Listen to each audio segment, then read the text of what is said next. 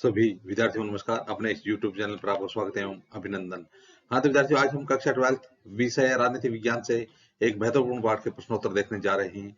तो आज देखेंगे विद्यार्थियों कक्षा 12 राजनीति विज्ञान विषय से भारत के विदेश संबंध नामक पाठ के लघुतरात्मक प्रश्नोत्तर। तो शुरू करते हैं विद्यार्थियों आज के प्रश्नोत्तर। आज का पहला प्रश्न है, नेहरू जी की औद्योगिकरण की नीति का एक महत्वपूर्ण घटक कौन सा कार्यक्रम था? नेहरू जी की औद्योगिकरण की नीति का एक महत्वपूर्ण घटक कौन सा कार्यक्रम था? तो वो कार्यक्रम कौन सा था? वो था परमाणु कार्यक्रम। तो नेहरू जी की औद्योगिकरण की नीति का एक महत्वपूर्ण घटक कौन सा कार्यक्रम था? परमाणु कार्यक्रम नेहरू जी की औद्योगिकरण की नीति का महत्वपूर्ण घटक था। अगला प्रश्न है, ताशकंद समझौता कब व किसके मध्य हुआ था? कौन सा समझौता? ताशकंद समझौता कब व किसके मध्य हुआ था? तो देखिए विद्यार्थियों, ताशकंद समझौता सन 1966 में भारत और पाकिस्तान के बीच ताशकंद समझौता हुआ था। यह समझौता तत्कालीन सोवियत संघ के ताशकंद शहर में हुआ था। इस समझौते पर लाल बहादुर शास्त्री व जनरल अयूब खान ने हस्ताक्षर किए थे। तो देखिए, ताशकंद समझौता कब हुआ था? ताशकंद समझौता 1966 में हुआ था। तो ताशकंद समझौता कब हुआ था? 1966 में हुआ था। किसके मध्य हुआ था? तो भारत और पाकिस्तान के मध्य यह समझौता हुआ था। तो देखिए विद्यार्थियों, यह समझौता तत्कालीन सोवियत संघ के एक शहर है ताशकंद, उसमें हुआ था। और इस पर समझौते पर किसने हस्ताक्षर किए थे? तो इस समझौते पर भारत की तरफ से लाल बहादुर शास्त्री ने व पाकिस्तान की तरफ से जनरल अयूब खान ने हस्ताक्षर किए थे। अगला प्रश्न है, नाटो का पूरा नाम लिखिए। तो नाटो का पूरा नाम क्या है? तो इसका हो जाएगा नॉर्थ अटलांटिक ट्रीटी ऑर्गेनाइजेशन। तो नाटो का पूरा नाम क्या है? नाटो का पूरा नाम है North Atlantic Treaty Organization. North Atlantic Treaty Organization किसका नाम है? नाटो का नाम है। इसका हिंदी अर्थ हो जाएगा उत्तरी अटलांटिक संधि संगठन। उत्तरी अटलांटिक संधि संगठन। तो नाटो का पूरा नाम क्या हो जाएगा? नॉर्थ अटलांटिक ट्रीटी ऑर्गेनाइजेशन, यानी उत्तरी अटलांटिक संधि संगठन। तो इसके प्रमुख उद्देश्य कौन कौन से हैं? इसके प्रमुख उद्देश्य कौन कौन से थे? अमेरिका, ब्रिटेन, फ्रांस और इटली इसके प्रमुख सदस्य देश थे। अमेरिका, ब्रिटेन, फ्रांस और इटली। हाँ तो विद्यार्थी, अब देखते हैं आज की पाठ का अगला प्रश्न। अगला प्रश्न है, इंडोनेशिया के शहर बांडुंग में बांडुंग सम्मेलन यानी एफ्रो एशियाई सम्मेलन किस वर्ष हुआ था? इंडोनेशिया के शहर बांडुंग में, बांडुंग कौन से देश में है? इंडोनेशिया में है। उसमें एक सम्मेलन हुआ था बांडुंग सम्मेलन, एफ्रो एशियाई सम्मेलन किस वर्ष आयोजित हुआ था? तो इसका उत्तर हो जाएगा 1955 में। 1955 में बांडुंग सम्मेलन में गुट निरपेक्ष आंदोलन की नींव रखी गई थी। तो गुट निरपेक्ष आंदोलन की नींव है वो किस सम्मेलन में रखी थी? बांडुंग सम्मेलन में गुट निरपेक्ष आंदोलन की नींव रखी गई थी। तो बांडुंग सम्मेलन कब हुआ था? 1955 में हुआ था।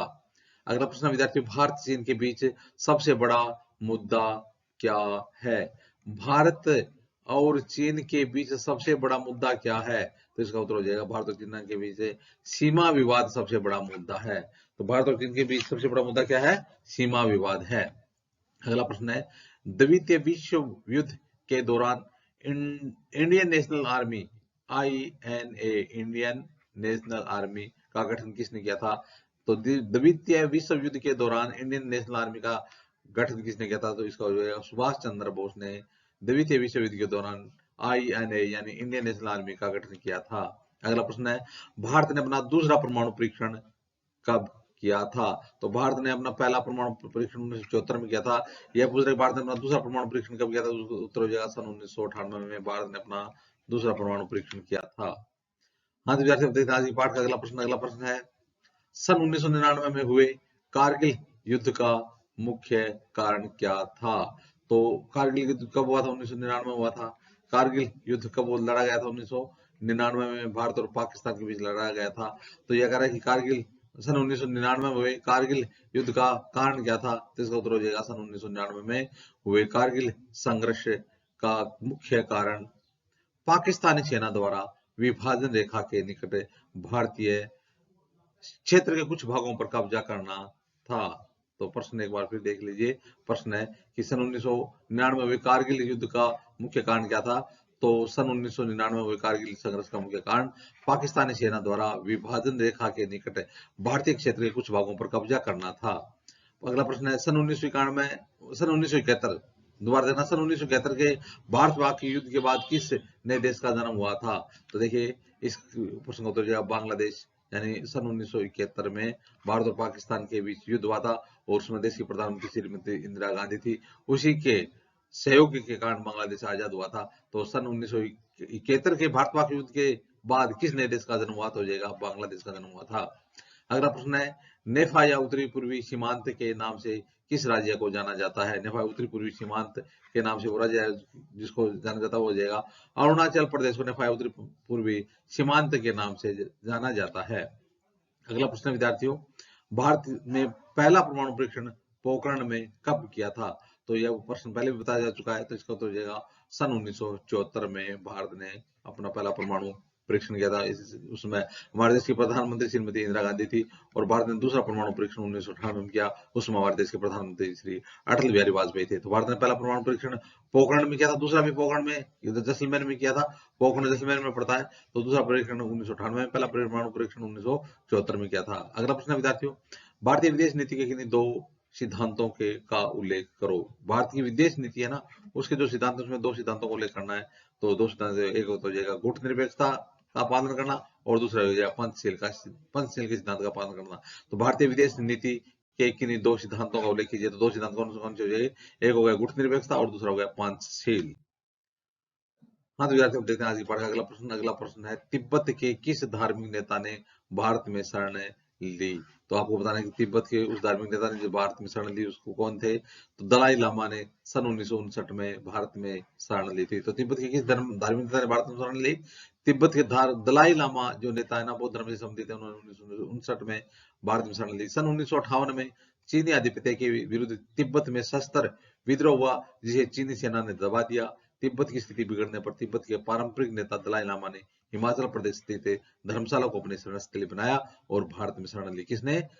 तिब्बत के धार्मिक नेता दलाई लामा ने, जो बौद्ध धर्म से संबंधित है। और कब शरण ली थी? 1959 में।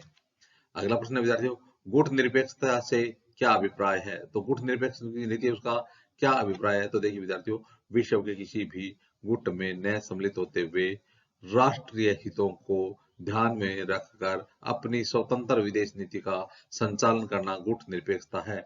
तो विश्व के किसी भी गुट में, चाहे नाटो हो चाहे वार्सा हो, किसी भी गुट में सम्मिलित न होते हुए न अमेरिका का पक्ष लेना और न ही रूस का पक्ष लेकर के और गुट निरपेक्षता का पालन करना, वो एक गुट निरपेक्षता की नीति है। तो विश्व के किसी भी गुट में न सम्मिलित होते हुए राष्ट्रीय हितों को ध्यान में रखकर अपनी स्वतंत्र विदेश नीति का संचालन करना गुट निरपेक्षता है। अगला प्रश्न है, चीन ने भारत पर आक्रमण कब किया? किसने? चीन ने भारत पर आक्रमण कब किया? तो इसका उत्तर हो जाएगा, चीन ने भारत पर आक्रमण 1962 में किया था। तो चीन ने भारत पर कब आक्रमण किया था? 1962 में किया था। तो इस प्रकार से विद्यार्थियों, आज हमने भारत के विदेश संबंध नामक पाठ के लघुतरात्मक प्रश्न उत्तर देखे। आगे आने वाले वीडियो में भी इसी प्रकार से हम राजनीति विज्ञान संबंधी देते रहेंगे। आप भी अपने इस यूट्यूब चैनल के साथ बने रहिए। वीडियो देखने के लिए धन्यवाद।